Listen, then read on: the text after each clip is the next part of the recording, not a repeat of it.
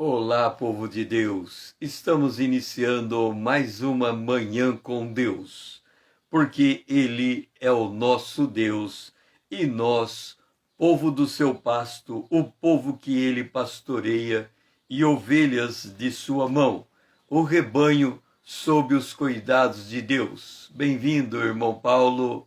Rita, seja bem-vinda.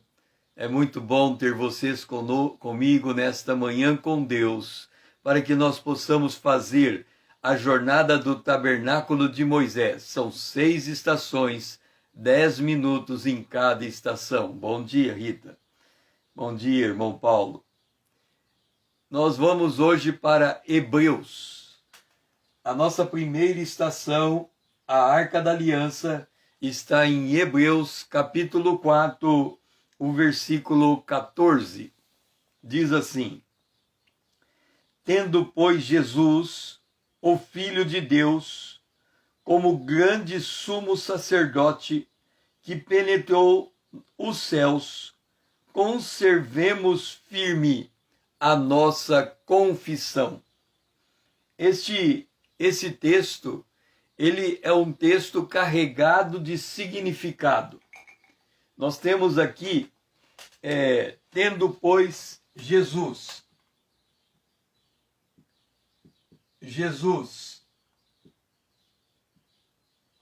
Lembra que quando nós falamos o nome de Jesus, Jesus Cristo, todas as vezes que o nome Jesus Cristo é pronunciado, nós estamos nos reportando ao ministério terreno de Jesus. Todas as vezes que o nome Cristo Jesus é reportado, nós estamos falando da ressurreição de Jesus. Esse texto aqui, ele está dizendo assim: tendo, pois, a Jesus. Seja bem-vinda, Lídia. Bom dia. Tendo, pois, Jesus. Ele está citando Hebreus capítulo 4, o versículo 14. Bom dia. Ele está citando Jesus no ministério terreno. Então, o ponto de partida do autor aos Hebreus é Jesus feito homem. Jesus, o verbo que se fez carne e habitou entre nós. Este é o ponto de partida. Por que é muito importante nós termos Jesus homem, Jesus aquele que viveu aqui na terra conosco, como ponto de partida? Porque imagina o seguinte, ele estava no céu, ele é o verbo de Deus. Então, nós temos aqui Jesus, ele é o verbo de Deus. Mas quando ele deixa de ser o verbo de Deus e se torna homem, ele se torna semelhante a nós sem pecado. Então ele se torna o nosso representante legal. Mas ele é distinto de nós. Quando Jesus ressuscitou, ele disse assim: eu vou para o meu Deus e o vosso Deus, o meu Pai e o vosso Pai. Entenda uma coisa, nós somos filhos adotivos de Deus. Jesus é o Filho unigênito de Deus. Mas quem tem filho adotivo, ele tem filho natural, tem a mesma casa, tem o filho adotivo e o filho natural. O pai e a mãe que adotou uma criança, ele procura dar a essa criança o mesmo amor que ele dá ao seu filho natural, de forma que não haja diferença entre o filho natural e o filho adotivo. Da mesma maneira, entre nós e Jesus, diante de Deus, não há uma diferença de tratamento. Nós e Jesus somos identificados como um só corpo, tendo um mesmo Espírito e o mesmo Deus. No entanto, quando a gente pega um microscópio para olhar mais de perto a realidade, quem é Jesus e quem somos nós, ele é o Filho de Deus. Tendo Jesus como Filho de Deus, ou seja, um homem que é verdadeiramente homem e que é verdadeiramente Deus, como grande sumo sacerdote. Observa que nós estamos falando do céu.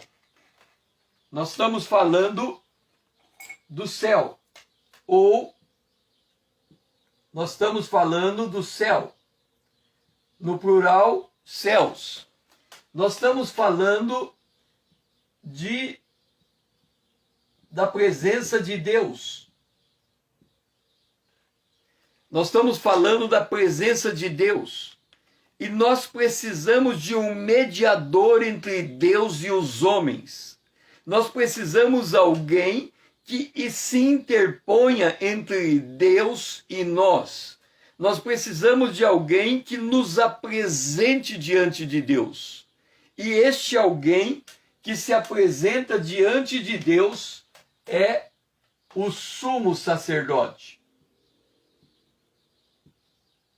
Por que nós fazemos sacerdote? Por que nós fazemos a jornada do tabernáculo de Moisés?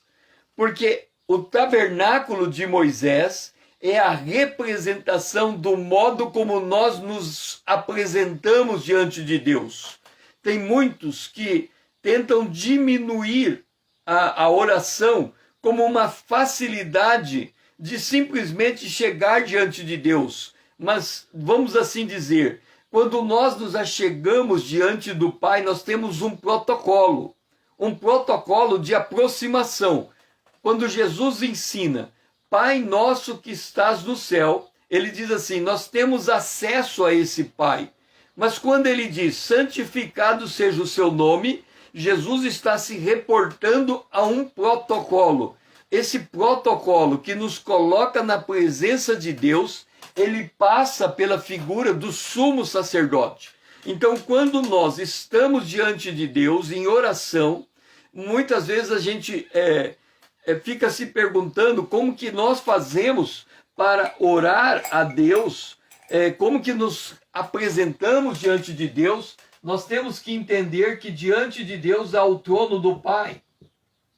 E diante de Deus há um segundo trono, que é o trono do Filho, que está sentado à direita do Pai.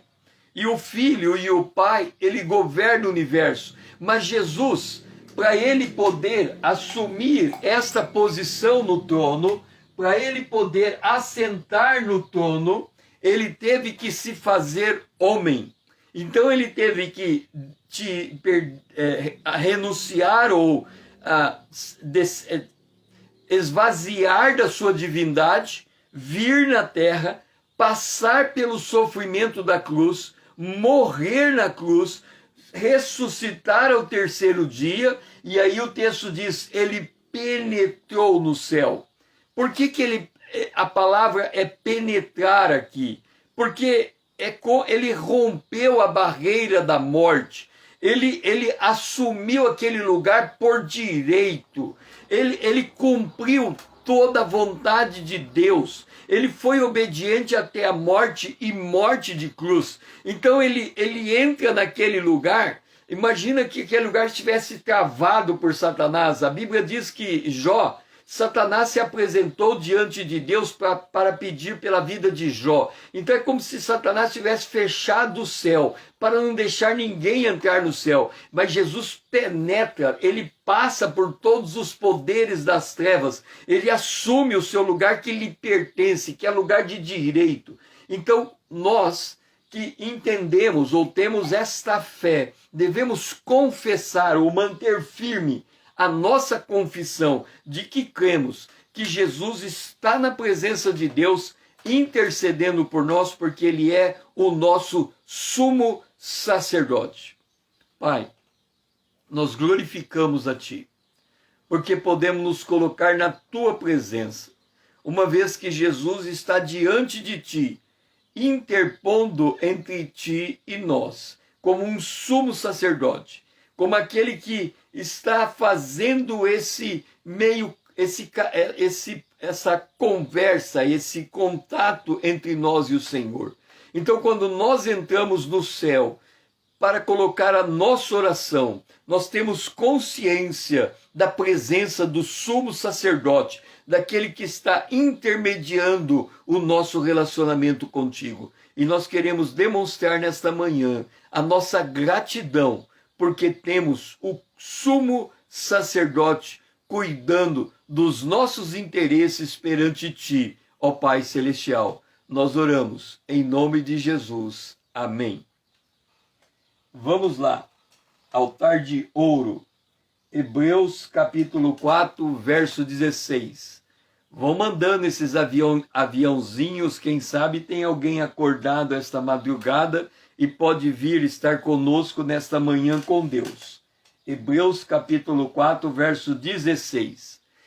Já que temos o sumo sacerdote, acheguemo-nos, verso 16, portanto, confiadamente, junto ao trono da graça, a fim de recebermos misericórdia e acharmos graça para sermos ajudados em tempo oportuno. Note que, quando nós falamos do céu, nós temos em mente Apocalipse, capítulo 4, aonde nós temos a presença do trono de Deus. Apocalipse, capítulo 4, nós temos a presença do trono de Deus.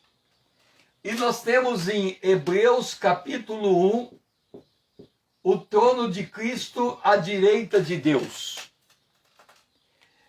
Nós temos no capítulo 4 de Apocalipse, diante de Deus, os 7 Espíritos. O Espírito de Deus na sua plenitude. E quando nós nos colocamos diante de Deus, nós temos em volta do trono 24 tronos. 1, 2, 3, 4, 5, 6, 7, 8, 9, 10, 11, 12, 13, 14, 15, 16, 17, 18, 19, 20, 21, 22, 12, 23 e 24 tronos. Os 24 tronos representam as 12 tribos de Israel e os 12 apóstolos. Então nós temos 24 tronos diante de Deus. É nesse cenário que nós estamos em oração diante de Deus. É nesse cenário que nós estamos assentados nos lugares celestiais, em nome, na presença de Deus. E aqui o autor aos Hebreus diz que nós devemos achegar com confiança. O que é achegar com confiança na presença de Deus? Por que nós precisamos estarmos confiantes?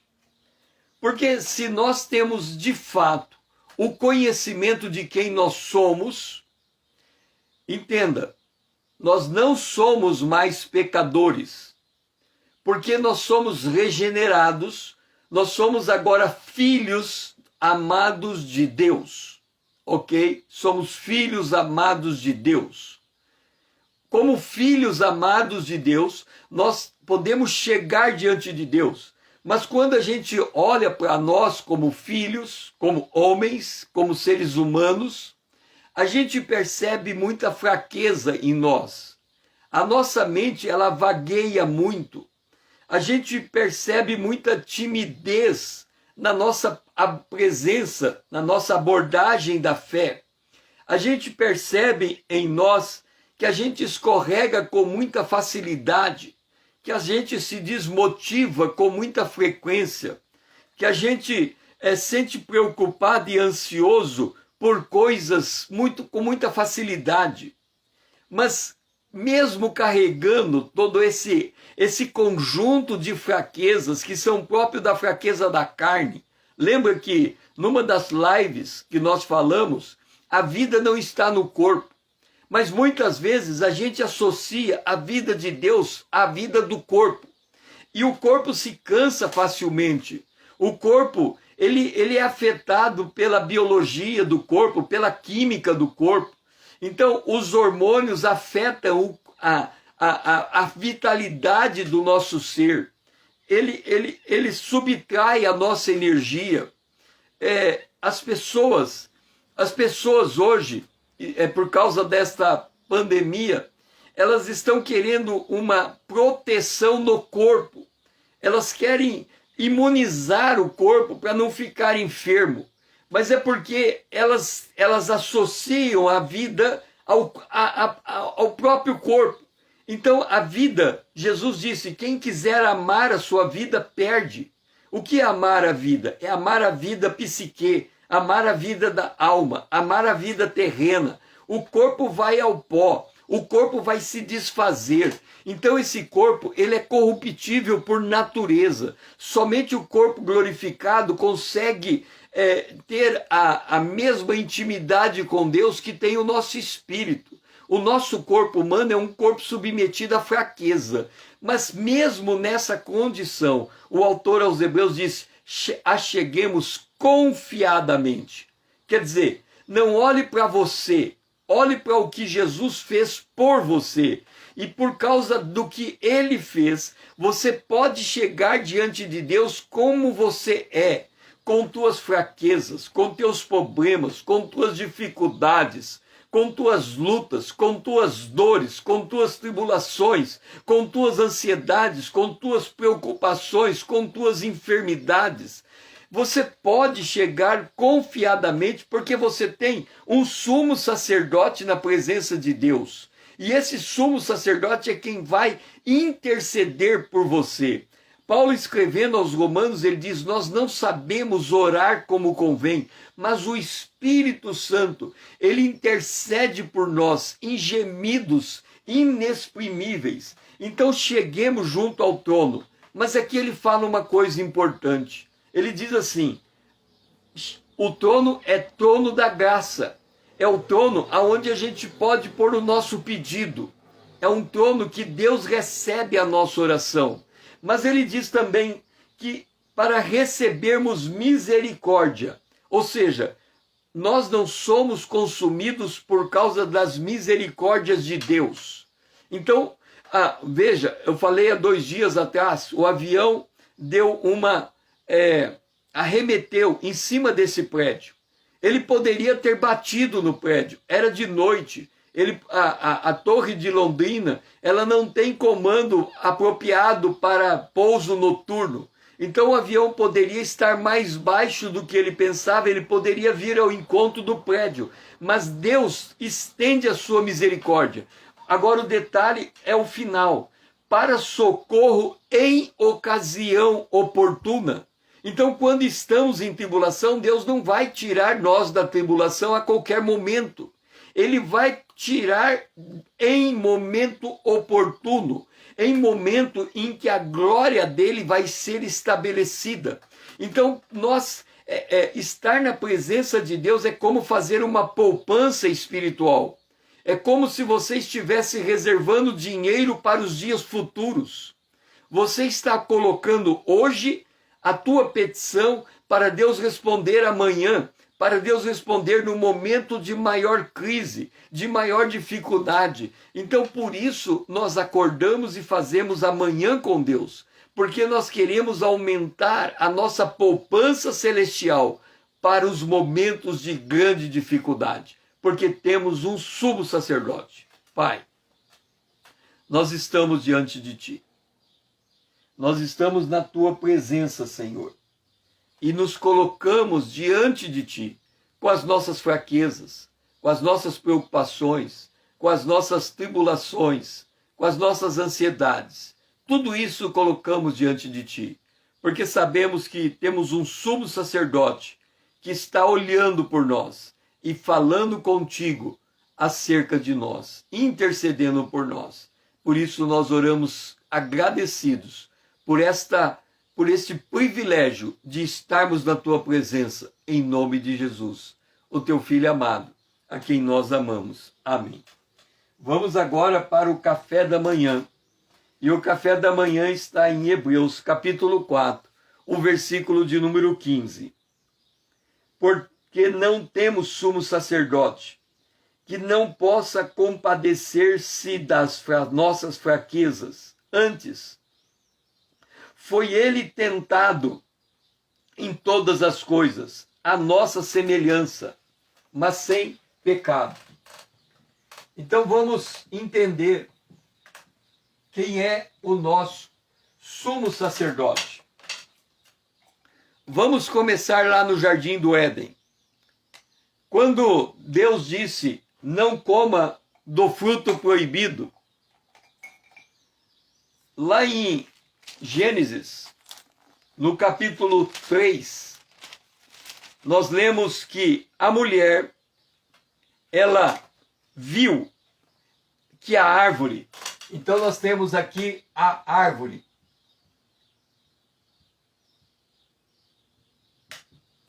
Nós temos a árvore. E esta mulher viu.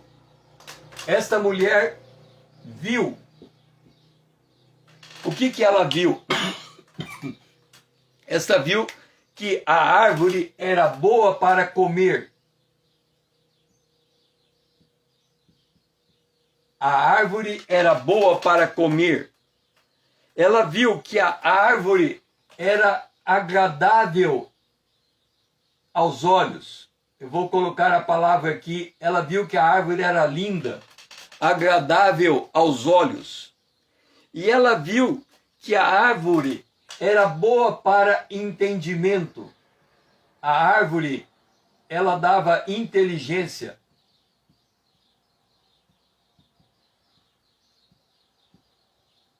Ela viu essas três coisas, que era boa para comer, que a árvore tinha beleza, vou trocar a palavra linda por beleza, e inteligência. Vou trocar a palavra comer por comida. Ela viu que a árvore era fonte de comida.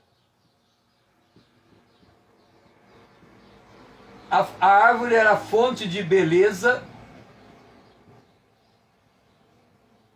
E a árvore era fonte de inteligência. Ela viu essas três coisas. E quando ela viu essas três coisas, ela foi atraída por essas três coisas. Ela foi atraída pela comida, ela foi atraída pela beleza e ela foi atraída pela inteligência. Todas essas três coisas diz respeito ao mundo natural. Ela foi atraída pelo mundo natural e tirou os olhos de Deus. Quando nós vamos agora em 1 João, capítulo 1, 2, 1 João, capítulo 2, vamos ver aonde está. 1 João, capítulo 2, verso 16, ela fala que a comida é carne, concupiscência da carne. Ela fala que a beleza é concupiscência dos olhos. E ela fala que inteligência é soberba da vida.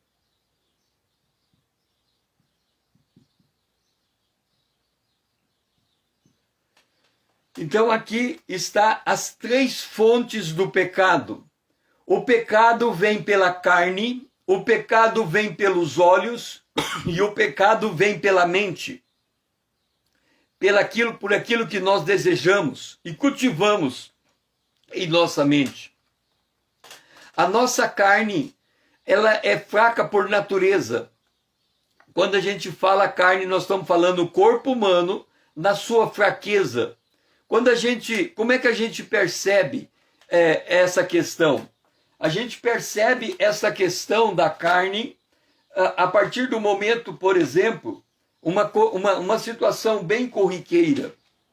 Você tem o hábito de almoçar todos os dias ao meio-dia. O Z ficou ao contrário. Onde tem Z ali, beleza, é verdade. O Z ficou ao contrário.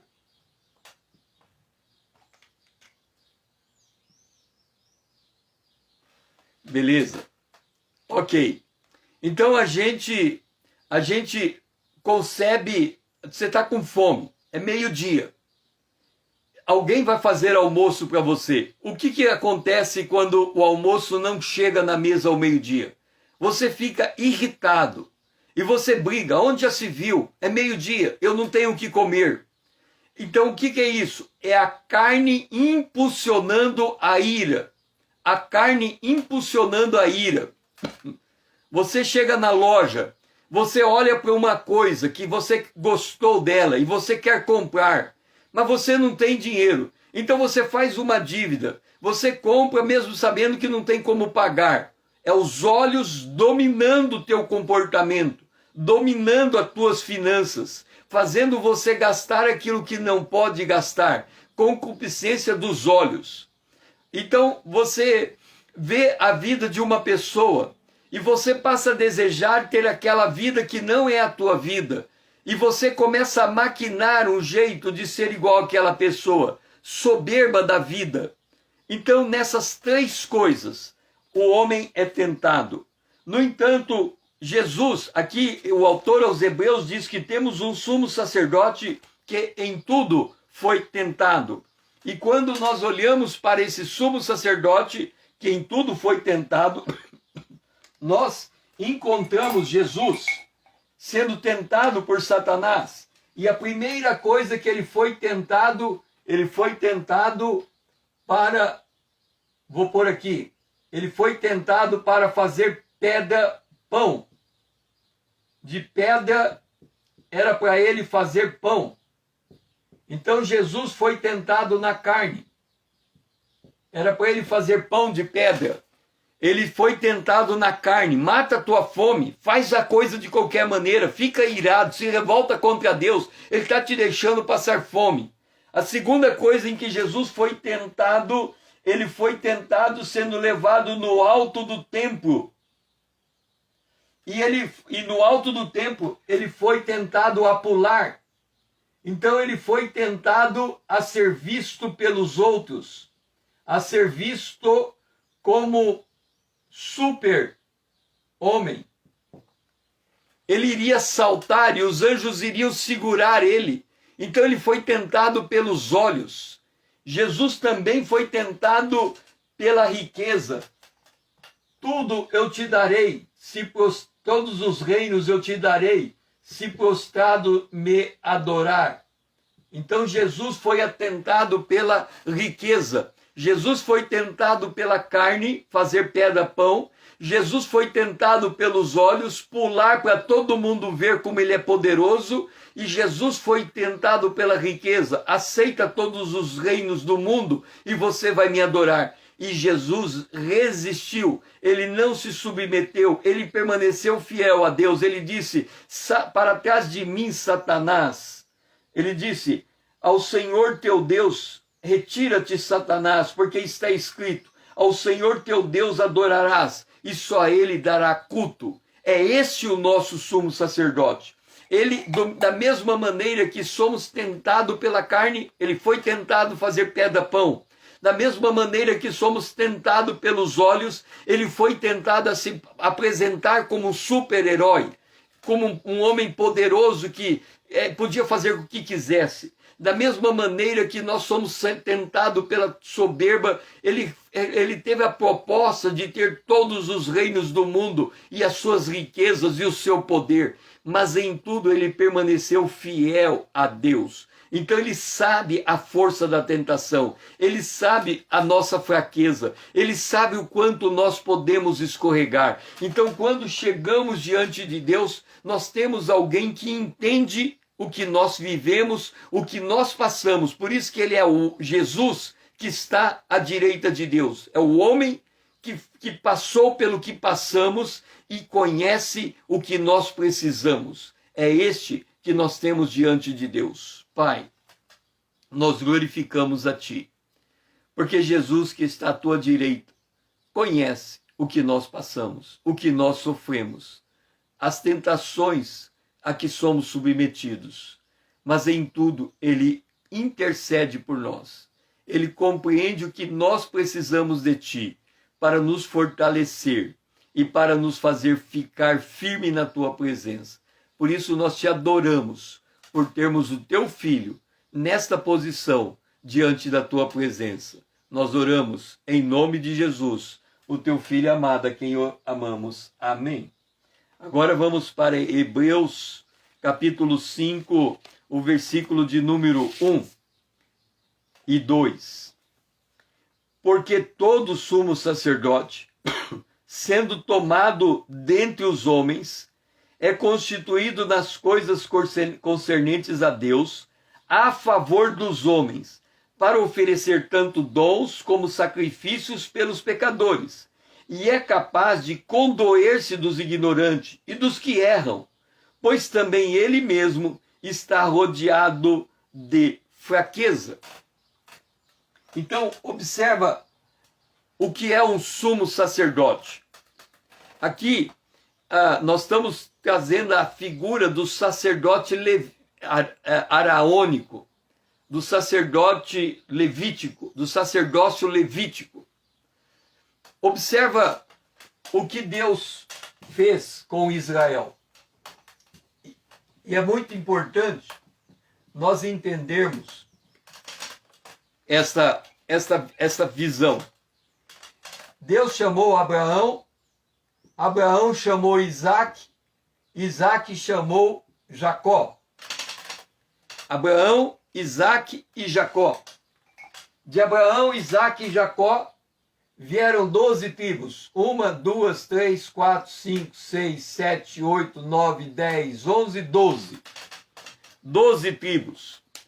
Acontece que Deus fez o seguinte: quando Deus tirou Israel do Egito, Deus, antes, a última praga foi a morte de todo primogênito, todo primeiro filho de Faraó, do reinado de Faraó, morrera, todos os primeiros homens. E aí Deus diz a Israel: porque todo primogênito de Faraó foi morto, em contrapartida, todo primogênito de Israel me pertence. Então a proposta inicial de Deus era que cada família, o primeiro homem daquela família seria o sacerdote daquela família, de todas as tribos. Seria muito complicado isso, separar o primeiro homem de cada família. Então Deus diz o seguinte: eu vou fazer diferente. Eu vou pegar a tribo de Levi,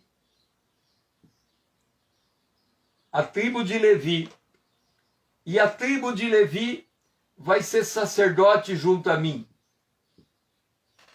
Então ele escolheu Levi para ser sacerdote, a tribo sacerdotal.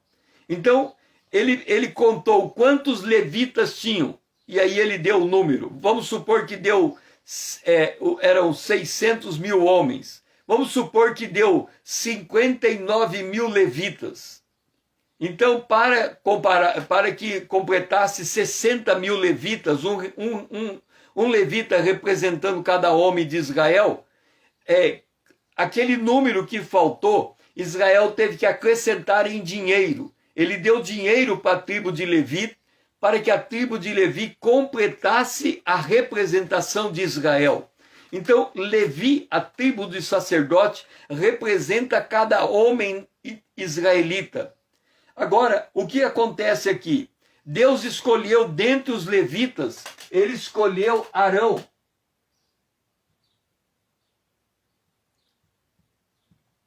E Arão foi o primeiro sumo sacerdote. Quem foi Arão? Arão, ele foi irmão de Moisés. Portanto, Moisés também era da tribo levita. Só que Moisés é o representante legal da lei. A lei veio por Moisés. E Moisés coloca Arão, seu irmão, como o sumo sacerdote. E qual foi a maior obra de Arão? Qual foi a maior obra de Arão? Arão fez um bezerro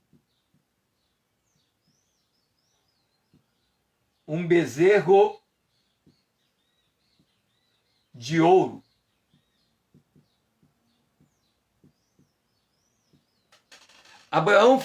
Arão fez um bezerro de ouro. E quando ele fez esse bezerro de ouro, o que aconteceu com o povo que estava debaixo do ministério de Arão? Quando ele fez o bezerro de ouro, o povo se entregou a orgias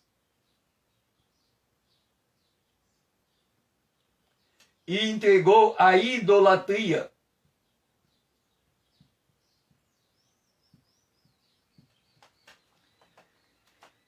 A situação ficou tão crítica que Deus disse assim a Moisés: o povo se esqueceu de mim, e o povo que se esqueceu de mim, eu vou destruí-lo, e vou começar um novo povo a partir de você, Moisés. E Moisés disse: não, Deus, o Senhor tirou 12 tribos de Israel, e dessas 12 tribos que o Senhor tirou Israel, o Senhor trouxe para o deserto. Se o Senhor matar as 12 tribos no deserto, o povo do Egito vai achar que sim, o Senhor não tinha poder para levar essas 12 tribos para Canaã. Então o teu nome vai ficar comprometido. Não mate as 12 tribos. Perdoa eles. E aí ele desceu do monte, e ao descer do monte, ele perdoou, juntamente com Deus, o que Arão praticou. E ele deu a Arão vestes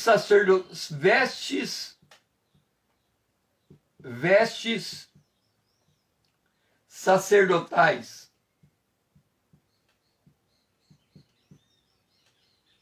E Arão vestiu as vestes do sacerdote. Ou seja, lembra que numa das lives nós falamos da bem-aventurança de Davi? Deus não imputa pecado, ele declara justo o homem, Deus declara o homem justo, Deus perdoa o pecado, Deus cobre o pecado. Então isso aconteceu com Arão. Deus tornou Arão justo, Deus perdoou o pecado de Arão, Deus não se lembra mais do pecado, ele encobriu o pecado de Arão, ele não se lembra mais, e quando Deus agora olha para Arão, ele enxerga Arão vestido e colocado na posição de sumo sacerdote. Então, Arão é o sumo sacerdote tomado do meio dos homens, a favor dos homens, sabendo que ele também é tentado. Arão foi tentado, ele caiu. Olha o que Arão fez antes de ser sumo sacerdote. Mas Deus o perdoou, Deus o lavou, Deus o redimiu, Deus o purificou, Deus o santificou. E esta obra de Deus o habilitou a ser sumo sacerdote, a se apresentar uma vez por ano diante de Deus. Jesus é esse sumo sacerdote. Ele passou pelas mesmas tentações de Arão, mas ele não pecou. Ele nasceu santo, ele viveu santo e ele morreu como cordeiro sem defeito, santo, apto a ser sacrificado. E no seu sacrifício, a hora que Jesus ressuscita, ele não é da tribo de Levi, mas ele é sacerdote segundo a ordem de Melquisedeque. Melquisedeque foi aquele sumo sacerdote que apareceu a Abraão. E ele apareceu do nada. Ele era rei de Salém, rei de Jerusalém. E ele era sumo sacerdote do Deus Altíssimo. Ele não tinha pai nem mãe. Ele simplesmente aparece. E assim é Jesus. Ele aparece para ocupar esse lugar, para condoer-se dos ignorantes, para condoer-se daqueles que erram. E esses somos nós. Por isso que nós podemos ter confiança para chegar na presença de Deus. e declarar a Ele a verdade a nosso respeito. Aquilo que nós estamos enfrentando, aquilo que nós estamos passando, aquilo que nós estamos sofrendo, porque Ele nos compreende. Jesus nos compreende para nos apresentar diante de Deus.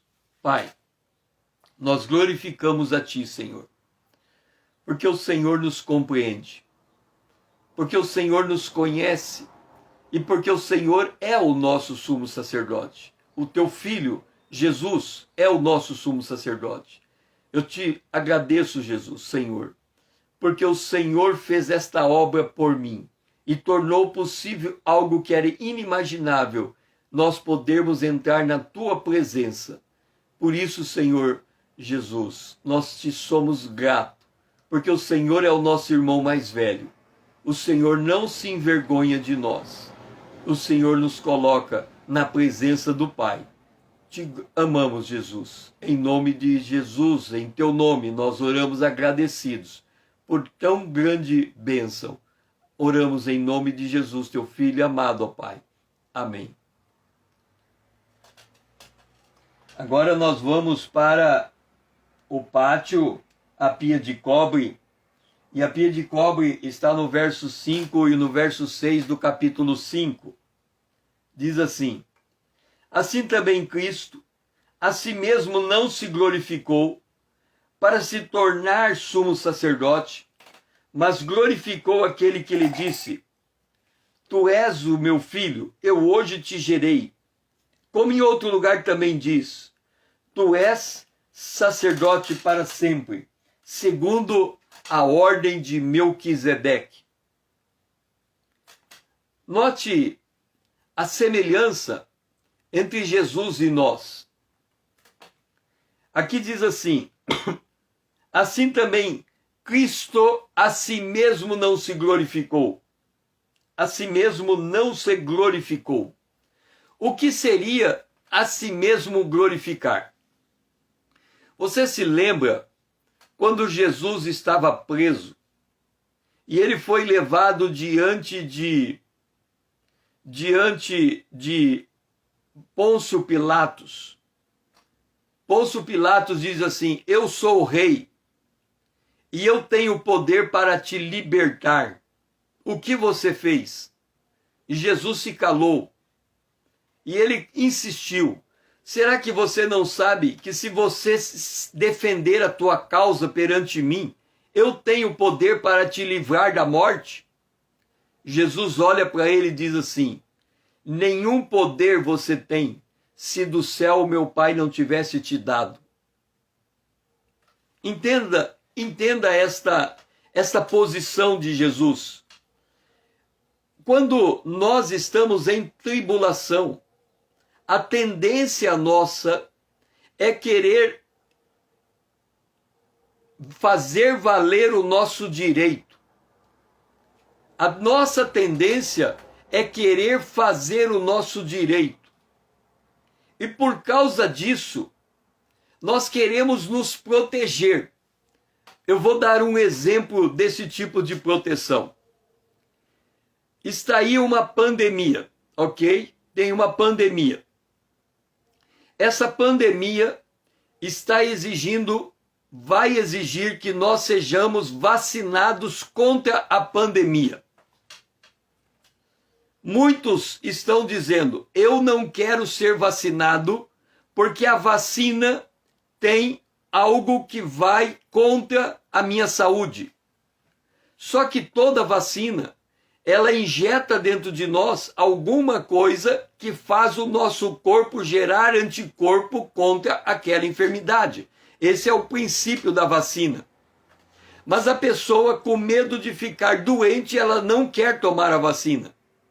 Este medo de ficar doente é ela querendo se autoproteger. É como se ela fosse capaz de se imunizar. Tem muita gente hoje tomando medicamento preventivo porque ele quer ficar forte contra a pandemia. Ele não quer ser submetido à morte. Ele quer proteger a sua vida. Ele acha que ele tem que proteger o seu direito. Jesus disse: quando você quiser ganhar a tua vida pela tua própria força, pelo teu próprio cuidado, pela maneira que você acha que deve ser, você perde. Então, todo aquele que está preocupado com a vida do corpo, no sentido de que ele não quer morrer e ele está com medo da morte, ele está na posição oposta de que Jesus esteve. Jesus, diante da morte, o rei tinha poder de não matá-lo. O rei tinha poder de tirar ele da cruz. Bastava ele falar: rei, deixa eu te dizer uma coisa. Estão contando mentira a meu respeito. Eu não mereço estar aqui para ser crucificado. Você tem que me livrar, rei. Você é minha última instância. Se você não fizer nada por mim, daqui uns minutos eu vou estar morto. Me proteja, rei. Jesus não fez isso. Jesus disse: você quer me matar? Me mate.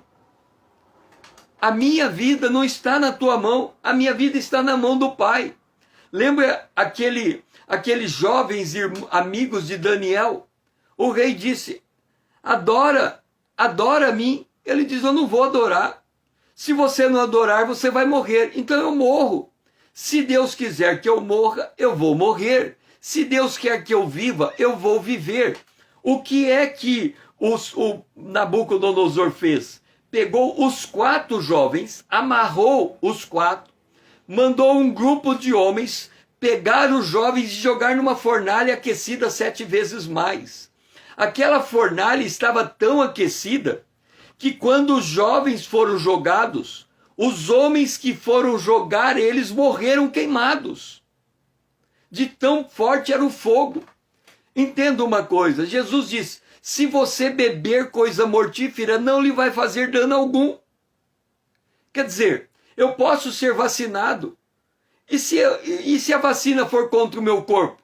Deus cuida de mim. Então eu não tenho que ter medo nem da morte nem da vida. Eu tenho a confiança de que, assim como Jesus, ele não se glorificou e Deus o honrou, eu também não preciso me glorificar. Eu também não preciso lutar pelo meu direito. Eu posso fazer aquilo que é certo ser feito, porque eu não tenho medo da morte. Se porventura for obrigado a vacinar, que seja, vacina. Se o meu corpo ficar enfermo, ficou.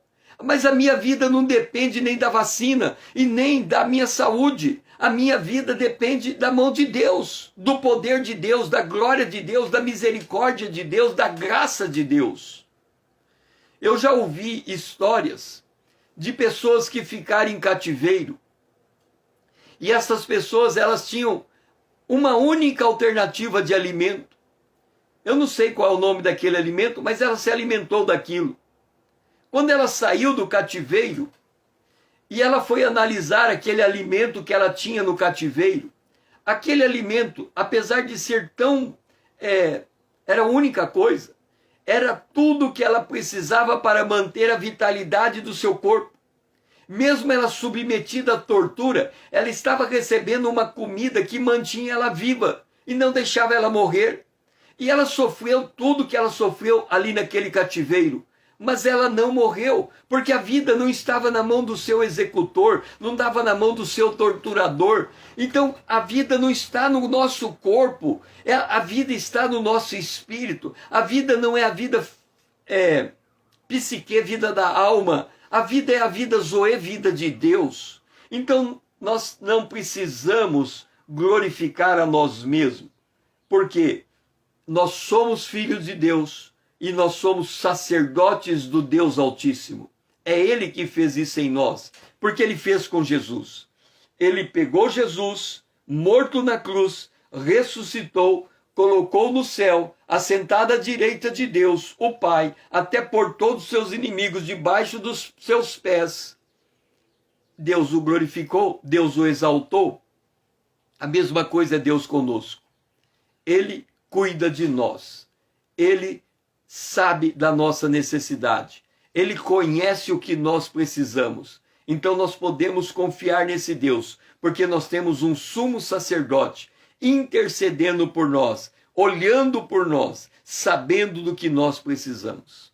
Pai, nos ensina a não ter medo da morte, em nenhuma circunstância, a ter a consciência que a nossa vida está nas tuas mãos. E se o Senhor nos coloca diante da morte, como colocou Jesus diante de Pôncio Pilatos, que a gente não faça defesa pela vida, que a gente deixe o Senhor nos defender.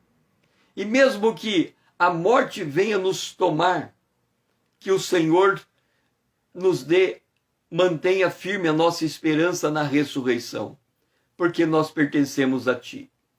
E nós sabemos que o Senhor cuida de nós. Por isso nós te agradecemos, porque nós podemos estar na Tua presença com as nossas fraquezas.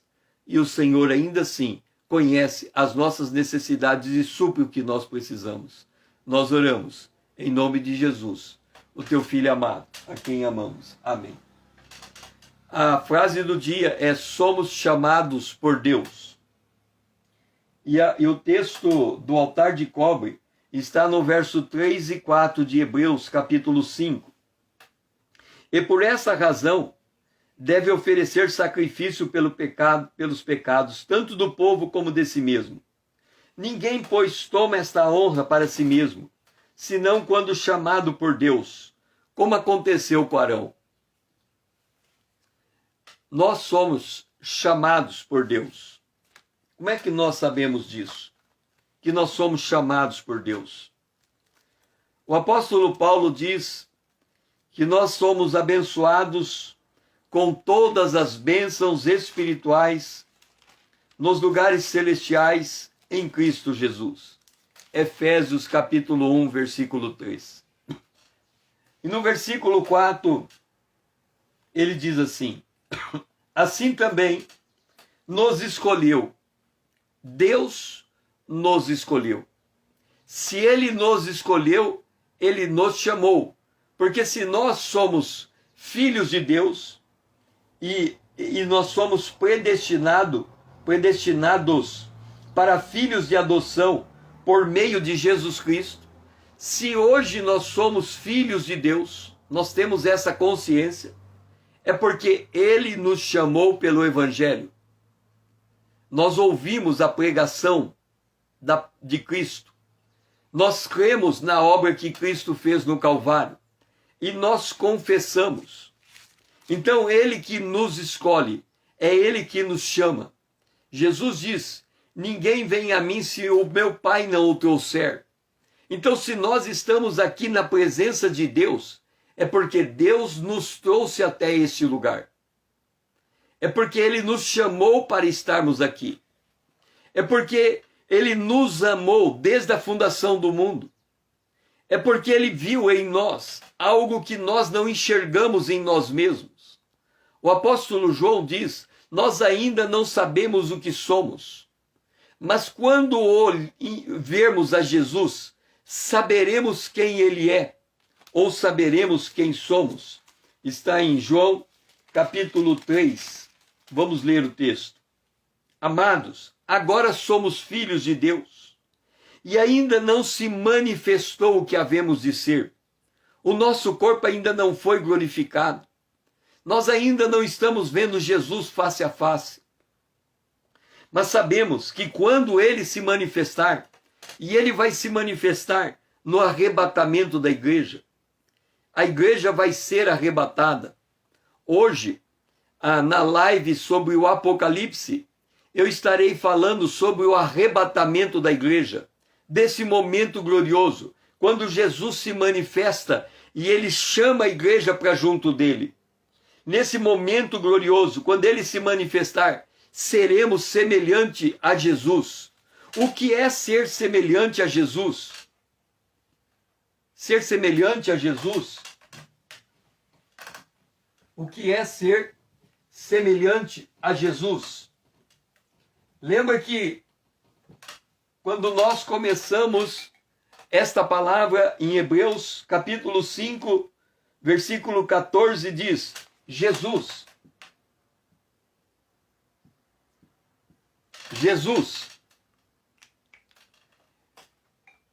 E nós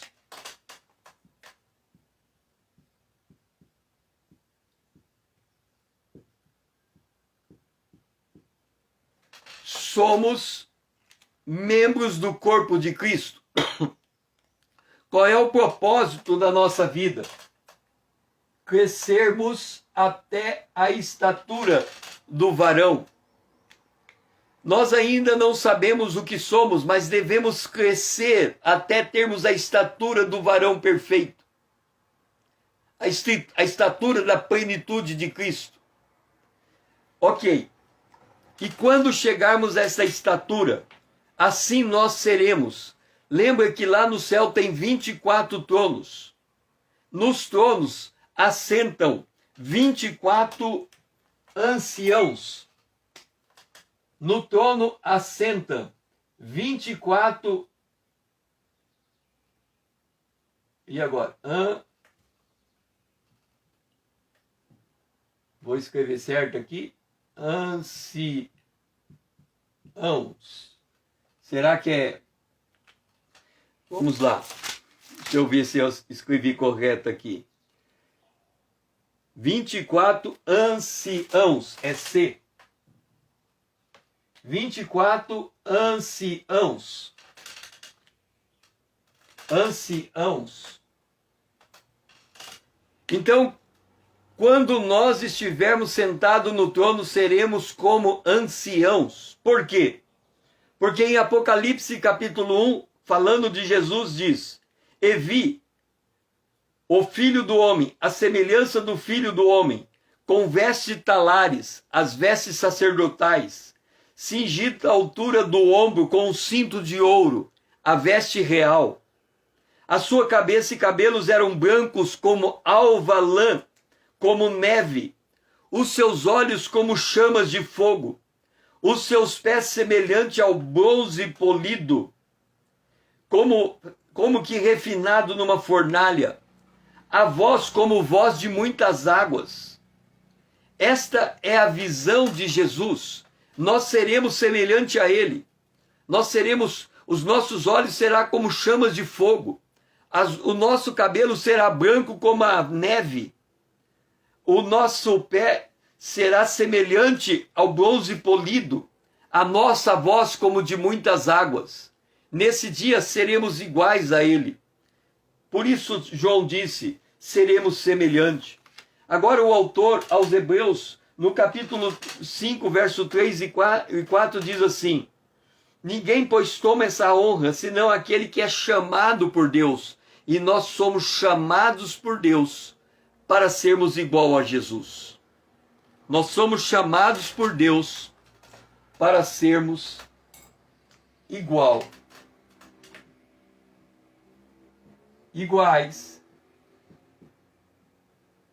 a Jesus. Essa é a nossa meta. É por isso que nós estamos na presença de Deus. É para que nesse dia a gente abaixe a guarda.